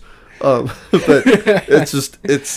I do think because of those. I have to argue for Carcassonne. I can't disagree with you though. Okay. I do think Carcassonne's slightly easier. The scoring's still stupid, but especially now the scoring's better since they took out the stupid farmers. But when I was taught it was the farmers in there. Right. And I thought that was the most annoying thing. And there was a lot of controversy too. Like I followed it a lot where they were debating. They're like, is 4 points like too much for farmers per town? Because that's a really big swing. Should it be 3 points? And then for a while they decided like 3 points is probably better. And then they just realized they're like, you know what? Honestly, at this point, it's optional. 4 points optional. I think it's better that they took the farmers out for when you're teaching it to new people. That's the one that always dragged people down. Yes. And so I think it's a better thing, especially when people want to use Carcassonne as a welcoming game. Yeah. And Heinz 57 Ketchup said, did they take the farm scoring? In the newer editions of Carcassonne, it is considered an optional variant. Personally, I like the farmers. I get why people don't. Yeah, and by the way, great name. And my only issue with it, and honestly, is because when I was taught the farmers the first time, it was not something easy to grasp. Mind you, it's not. It was one of the first few games I played. Right. I think it was like maybe the 3rd or 4th game I ever played. And so that way that scored was just difficult, a pain in the butt for me. You know what's part of the difficulty is it's easy to see the towns and it's easy to see where the roads are going, but for some reason the negative space between it is a lot more difficult to see. It's not just that though, if you think about it, because it's easy to follow. Okay, hey, look, I put my meeple here. I'm in a town. I got to make sure it closes off. Right. If I put my meeple here, I'm in a monastery or an abbey, whatever they want to call it. I need this to fill all the way around. Right. Those are easy enough to remember. When you're in a farm, you have to remember, okay, the roads are going here. Make sure it doesn't wrap around. Make sure the towns are closed. Whereas when I'm putting it down in a castle or I'm putting it down, all I have to worry about is that. I don't have to worry about, okay, now I got to start making sure these towns close up so I can get my points. Make sure no one else gets on this area or else I'm not going to get my points either. It's a lot to grasp for new gamers. Yeah, that's for fair. that aspect. Yeah, but I don't disagree. It's still a fine game. Again, I just won't play it with you. We've established this the entire time. Replay value with the expansions, there's a ridiculous amount of expansions. In fact, I think this one is, this is the one that has the most expansions. Yes. And that's saying something because Cartographers is coming out there. So they just had, let's see, for Cartographers, they just had the recent 4 expansions, and they're releasing another 4 expansions just for stores. And then they're releasing another 4-pack for stores. So that would exceed it. Yeah, that's at 12. It wouldn't exceed it because there are 6 mini expansions for Carcassonne. And there's too many skills expansions. Right. And then you have the Phantom expansion. And then you have the magazine expansion. But I'm just saying, the only one here is Cartographers, and it's just basically map packs. Right.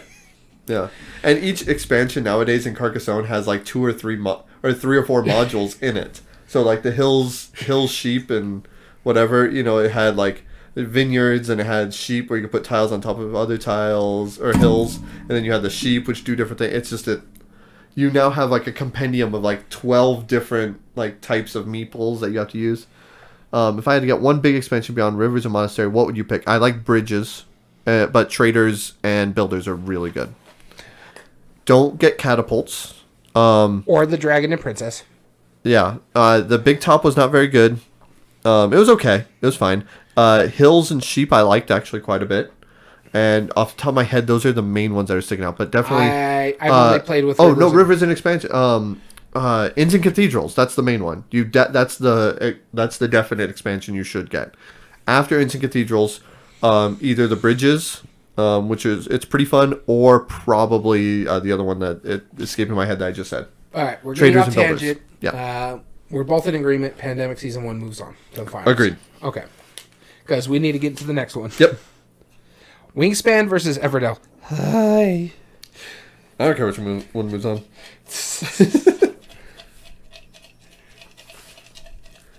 I know I'm which indifferent. one I think is going to move on. Glad to help, Heinz. All right, so I'll be arguing this one, and knowing my luck, I'll get Everdell. No, you get Wingspan. Okay, I can argue Wingspan. I did a terrible job of it earlier, but I can argue Wingspan. No, Wingspan, I mean... You've been doing a terrible job the whole podcast. Oh, sir. Sir. Can you hand me that lightsaber over there? No, Wingspan, I mean, it beats Everdell, in my opinion. Everdell, they both do engine building, right? One does it better. Wingspan does it better, hands down, because that is, instead of engine building per se, it's not, everything's going to break off of everything. No, it's literally... You pick a row, pick the column where the birds are. You play those actions. Now, I don't think that's easier necessarily than worker placement or like contract fulfillment, which is what Everdell is. Mm-hmm. There is more to it than that. But I mean, endgame bonuses are not difficult to figure out. Oh, jeez. Each of the way the points work out, it's not that big of a deal. They both have a fantastic production, but I mean, I've been very good about not bringing up Everdell's elephant in the room. Yeah, I'll bring up the elephant in the room. It's the tree. It's the tree.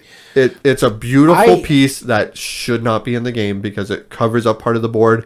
And especially if you're difficult. Playing on a small table and yep. a 4-player. Mind you, this is also a freaking ridiculous table eater.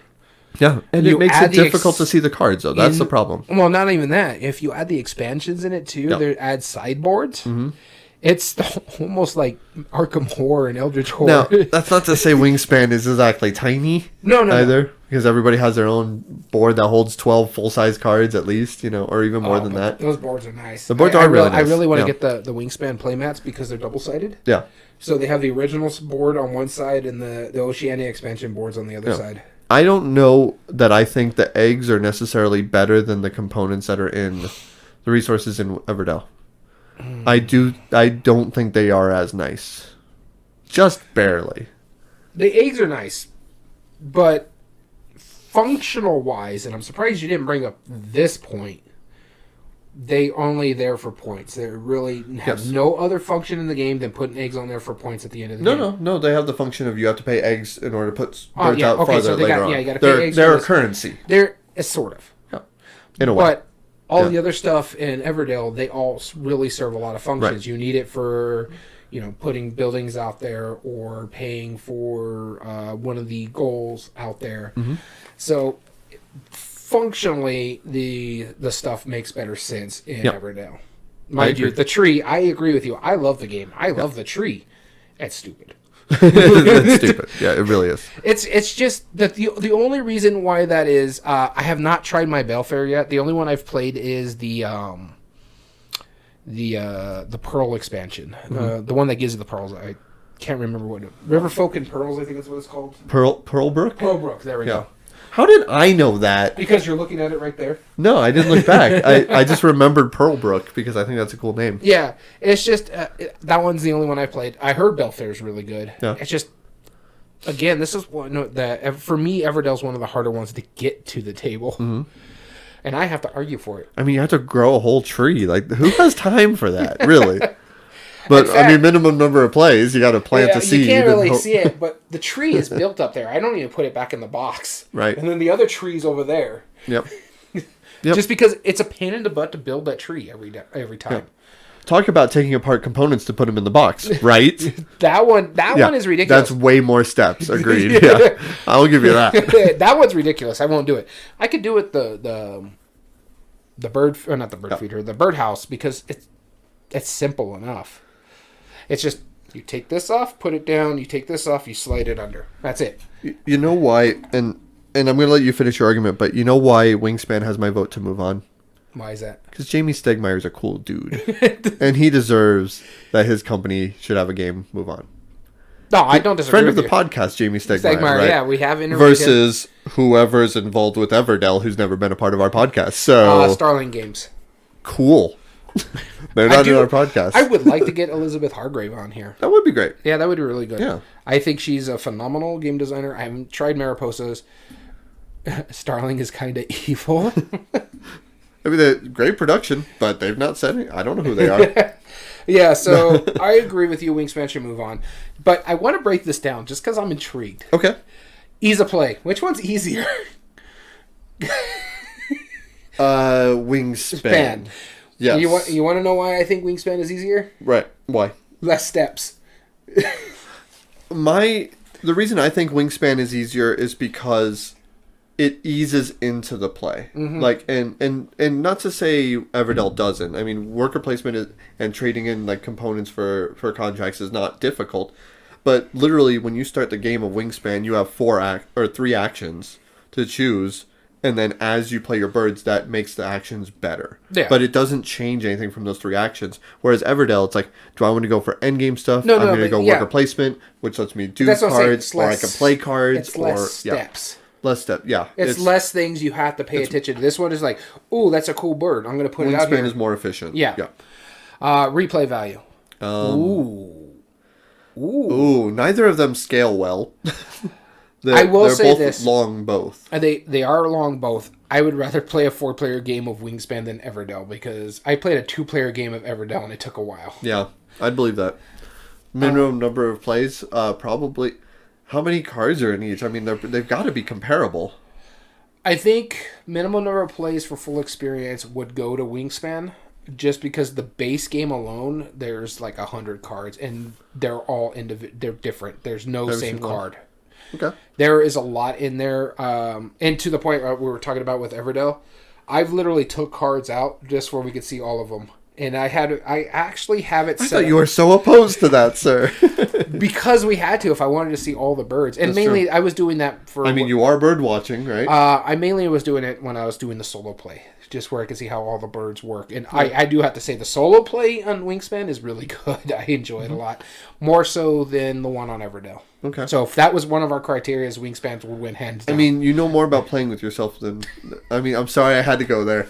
No, you know more about solo plays because you play more... Yeah. I play more exclusively solo games. You play more games multiplayer at a solo, yeah.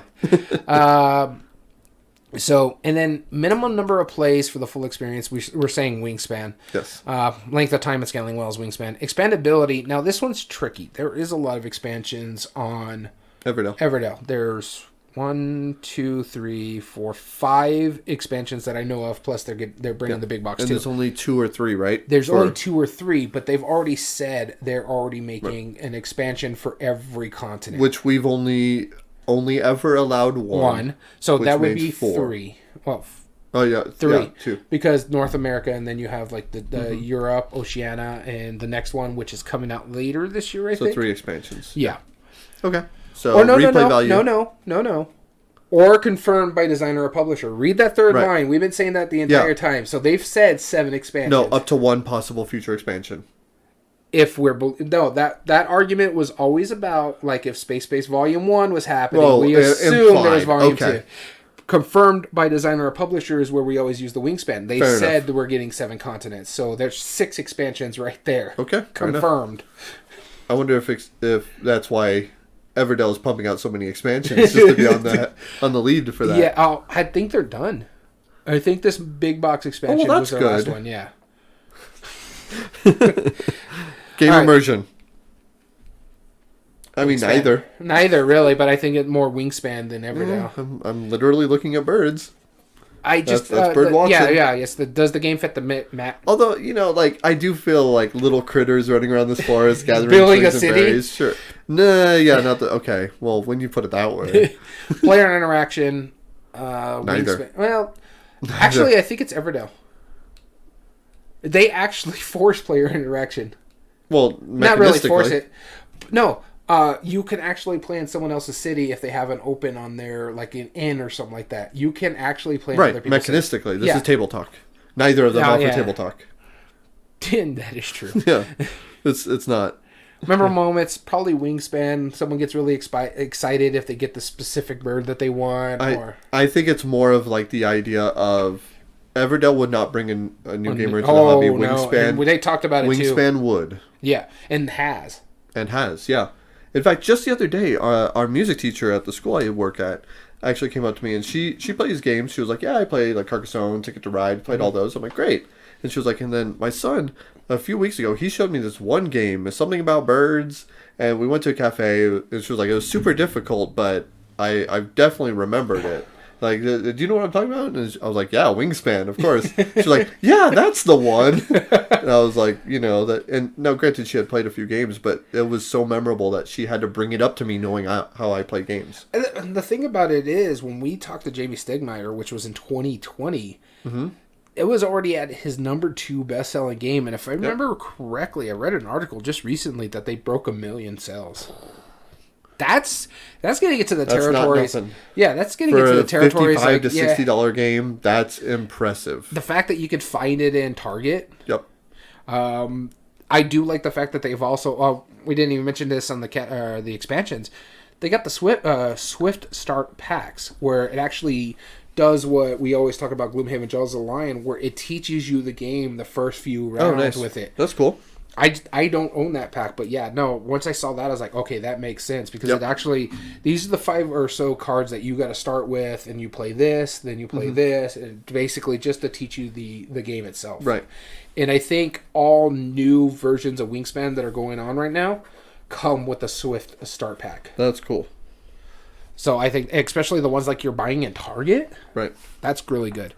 So game immersion, art production. I honestly think that would be Everdell, but still 3-2. Wingspan moves on. Sounds good. Wingspan moves on to our finals. Our number 2 versus our number 3. Ooh, this is gonna be tough. But first, before we do that, let's talk about the 2 that were eliminated: Everdell and Carcassonne, my personal favorite games. How many? Carcassonne. One of them is personal favorite. One of them.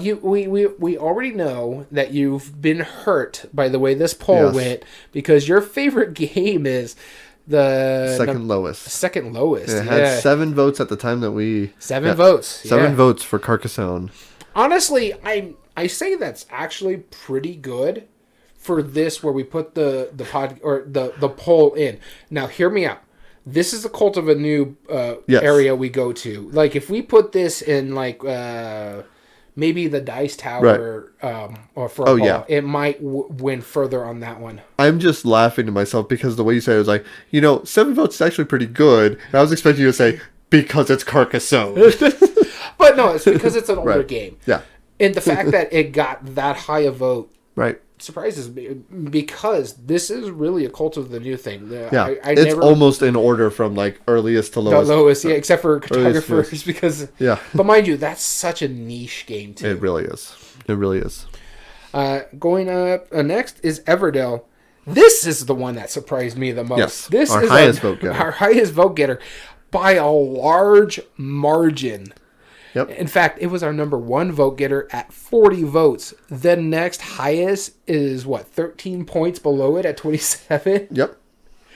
Yeah, it is. So that Everdell got 40 full votes. So wow, good job to Everdell. Yeah, I know. The people like it. Yeah, absolutely. That is definitely. But I do agree, it's more Cult of the New, because the thing is, Everdell was a Kickstarter, right? Yes. And so it has that same Kickstarter leverage of like the people who backed it already know they were going to love it, whether they did or didn't. Honestly, I didn't even get into Everdell till the second expansion. I played it at a con, really enjoyed it. Right. I just started for the first expansions, the second expansions, because it was after Pearl broke as well.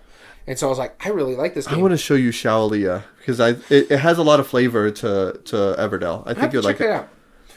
All right, moving into our final. Our 2 seed Pandemic Season 1 going up against Wingspan. Our number 3 seed. Now, just to clarify, the winner of this will ascend, and we will no longer include that as part of our future top 8 debates. Is it weird that there's one game I want to win, Because I'm tired of arguing it. I'm kind of the same way on probably the opposite game. Actually, both of them really. Yeah. And I like both of these games, yeah. Yeah. Cool deal. So that means that our last one, and hey, nice to see you, Koopa. Thanks for joining us. So let's go into our finals right here. Pandemic Legacy Season 1 versus Wingspan.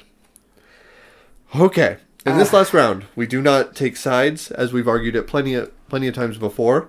We simply break down each of the 5 categories and see if there's any that are immediately obvious, and we break them down.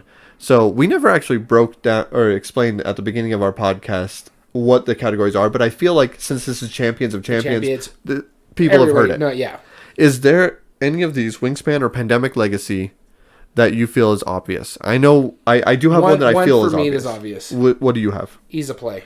Pandemic. Yep. Okay. I do agree with you on that. So Pandemic gets 1 point out of a possible 5. There's another one that I feel is also pretty good, and that is replay value. I feel like replay value. Now, if we go by our minimum number of players, it's Pandemic. Of course. Length of time and scaling well, Pandemic is a lot longer. That's not saying Wingspan is short. Okay, minimum number of players for full experience, I think, is Pandemic. Right.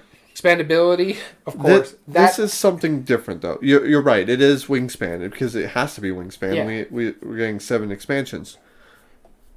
But the thing is, like, I feel like the legacy part of it should almost be considered, in a way, an expansion. I'm not saying we do it now. We can't do it retroactively, but it's just I feel like that's wrong. I see what you're trying to say. Right. But we had this set up for this reason, because not a lot of the games we're playing or doing this is campaign or legacies. And the thing is, when we let's talk about our first Ascended game, Gloomhaven. Yeah. It does have an expansion because it's a campaign style game. But it only has 1 expansion, even though it has 100 scenarios in the base. But so that's going to give it minimum in a way, replays. I feel like replay value, at its core concept, is like which game will come back to the table more often. But here's the thing about the replay value. The reason why we broke it down for this, because I remember we've had this discussion before. This is the way we did this is to lessen the impact of campaign games, because it was always going to win this criteria for that simple reason. That's because out of the box. So if Pandemic was going up against, say, vanilla Pandemic, well, Legacy is going to win hands down. That's why we had to put the criteria in here. This way, at least the other games have a fighting chance. Right. Okay. Then replay value goes to Wingspan, even though that feels wrong. Yeah, I get why you're doing it. Yeah. Meaningful choice. Pandemic. Okay. Good. I'm glad we agree on that one. Art and production. Oh, God. This is. We'll come back to that. Okay. Meaningful choice, we said Pandemic, right? Yeah. No, I think because game immersion is our only one that we haven't broken down other than art and production. I feel like we should talk about art and production first. I do think Wingspan should get art and production. That's okay, we're good. I will say this. I think graphic design is better in Pandemic Legacy. It is. I agree. Art and the pieces and components are better in Wingspan. Right. I agree with you. 100%. I am on board with that. Wingspan definitely should get art and production. I already know what's winning. Game immersion, Pandemic, of course, because it is one of the most immersive games. Not just the immersive as well, but it's the theme matching the mechanism. Yes. You do feel the tension of that game. The player interaction, you have to talk through the entirety of this game to figure out what you're doing. And I think... And then we've talked about it so many times with this. Right. The memorable moments. There is one thing that happens there is one part in season 1 which we will not spoil, so don't worry if you're listening, but there is one part that hits all 3 of those. Does the theme match the mechanism? Yes. Do the players interact? Yes. And the memorable moment. There is one very big moment in season 1 where we were almost in tears because it was such an intense moment that I have not experienced in any other game that I have. And we can't anymore. Well, Yeah. For this one, anyways. Well, that is forever going to be ingrained in my memory. No matter what Wingspan would ever do. No, expansion-wise. Honestly, I don't every disagree Legacy with you. game I've ever played, this one moment that I can say, anybody who's played Pandemic Legacy Season 1, you know what moment I'm talking about. It was crazy. It was the most immersive thing I've ever experienced in any gameplay, and I will remember that from now on. There's a couple. There's a couple moments that are really big. The one you're talking about, and then the other one towards the back end of the game when something happens. The memorable moment I am thinking of is my wife was the most affected by it, and so I think you know which part I'm talking about now. If that clarifies it. But my wife was hands down the most. Yes. My wife was the one that was most affected by it. Yep. That was almost she was almost in tears when that happened. Yeah, no. Absolutely. It was and that actually ended up leading on to a whole slew of ongoing running gags throughout all of our other pandemics that we played. It was fantastic. I will say one knock for Pandemic. I'm fine with it moving on and winning because based on the criteria, it's going to.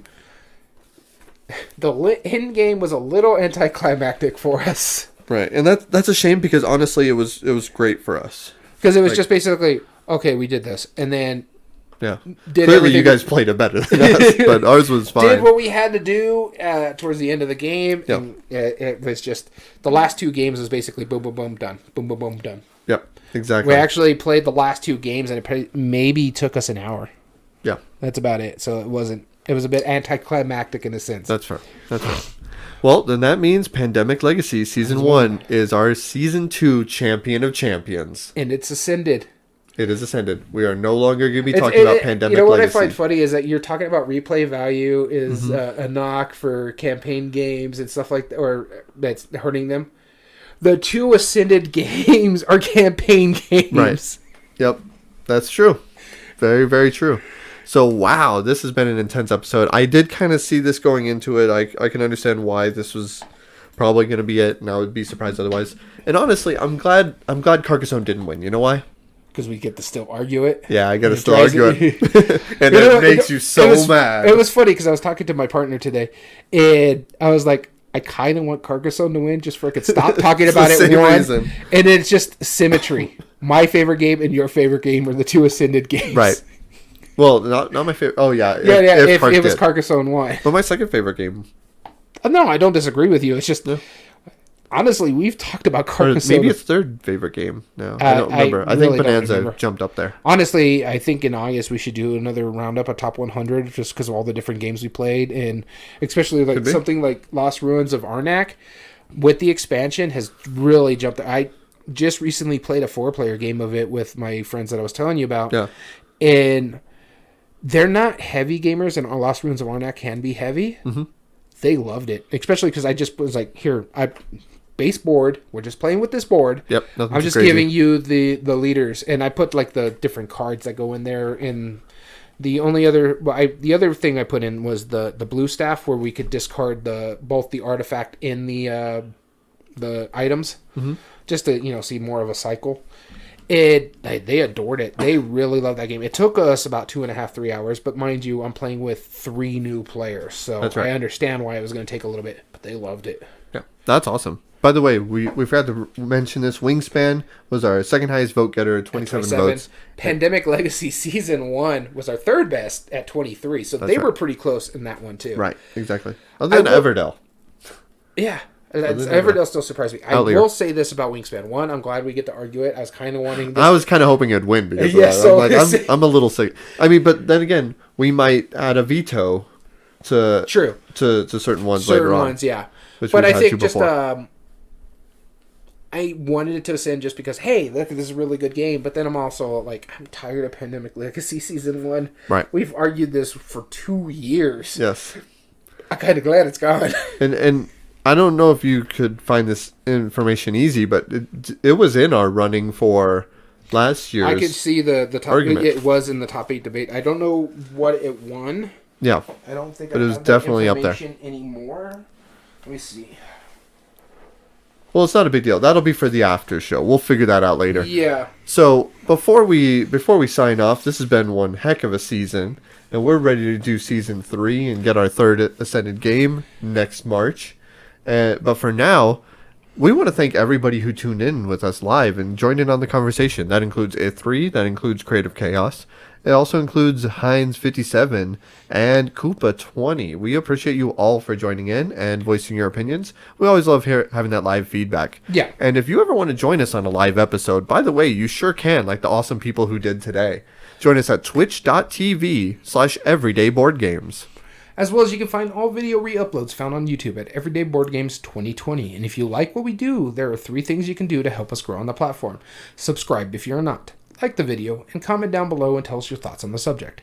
As well as all audio versions can be found on most podcast platforms under Everyday Board Games Podcast. This includes Spotify, Google, Amazon Music, and Podbean.